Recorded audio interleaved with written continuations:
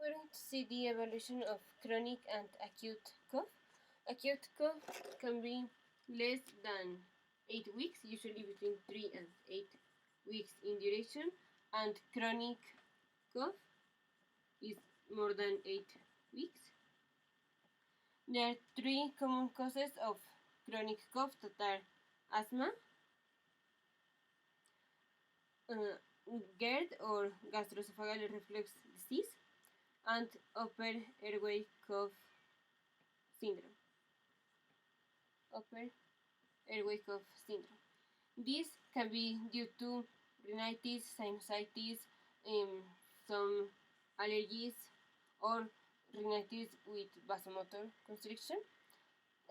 This upper airway cough syndrome is characterized by stimulation of the afferent limb of the cough reflex. That is, the afferent limb is the glossopharyngeal, is a branch of the glossopharyngeal nerve, and is stimulated in the upper airways, mechanical stimulation, and so there is release of histamine,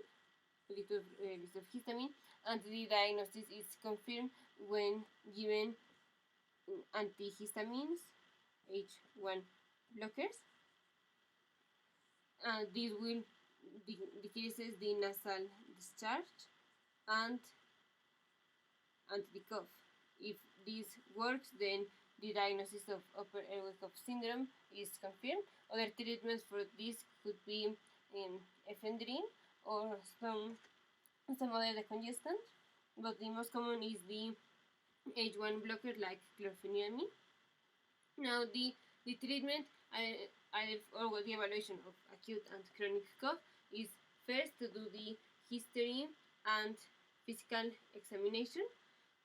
When we suspect a etiology, it depends on the etiology. If the patient is in front of our suspicion, if the patient has GERD, or if we suspect that it's GERD, then we give empiric proton pump inhibitors. If we suspect asthma, we do pulmonary function test. If the patient is taking ACE inhibitors, the inhibitors of the angiotensin converting enzyme, then stop the medication and see if the patient continues with the cough.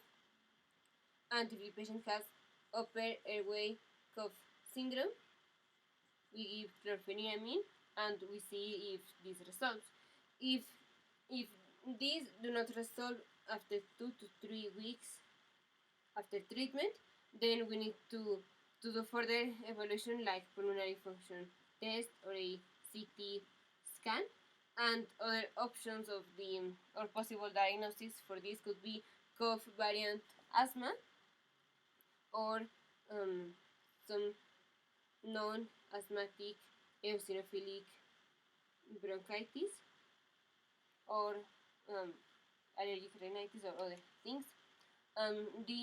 The evaluation of suspected etiologies that are known of this, like some parenchymal diseases, or if there is purulent sputum, or if the cough is in immunocompromised patients, or if the cause is not clear, if the etiology is not clear, then we do chest X-ray. And here also, if no one of these treatments resolves after our suspicion, for example, if we think that the patient has GERD and do not resolve with proton pump inhibitors, then we do chest X-ray.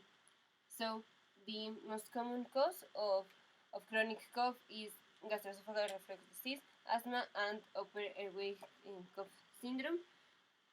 Asthma, we would be treated as the guideline says. We have this in other video, and the upper airway cough syndrome first with chlorpheniramine, and if this doesn't work, we do further testing and the chest X-ray for no clear etiologies or immunocompromised patients, or if these things do not work.